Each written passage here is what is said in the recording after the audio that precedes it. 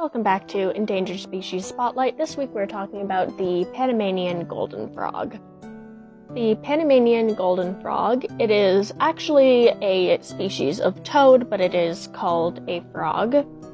And it is one of the species of frogs that are poisonous. So not venomous, it can't bite you and inject its toxins. But if you touch it and then get it in your eyes or mouth or an open wound, that is when it's toxic. So not venomous, it is poisonous. So these little guys lived in the cloud forests in Panama, and I say lived past tense because unfortunately these guys are considered extinct in the wild.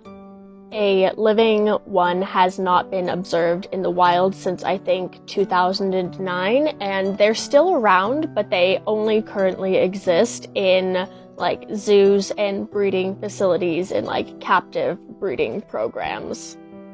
There is currently about 1,500 of them in these breeding facilities, and so they are considered critically endangered. The reason for this is habitat loss due to deforestation and logging and fires, as well as being collected for the pet trade.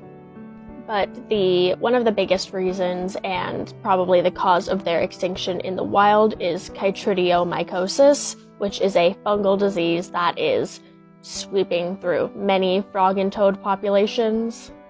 It is a very bad fungal disease and is responsible for the endangerment and extinction of many, many species of frogs throughout the world. So, unfortunately, it is not looking great for these little guys, but captive breeding programs have been successful in the past, like with cases of the black-footed ferret and the California condors, so we can hope for the recovery of these guys.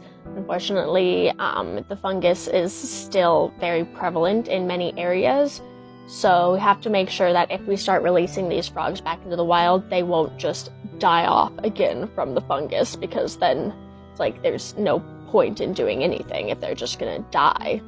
Also in Panama, these guys are considered a symbol of good luck, so they are also very culturally important in Panama, and there are a bunch of conservation and breeding efforts to hopefully save and stabilize their populations and hopefully get them back out into the wild where they belong eventually.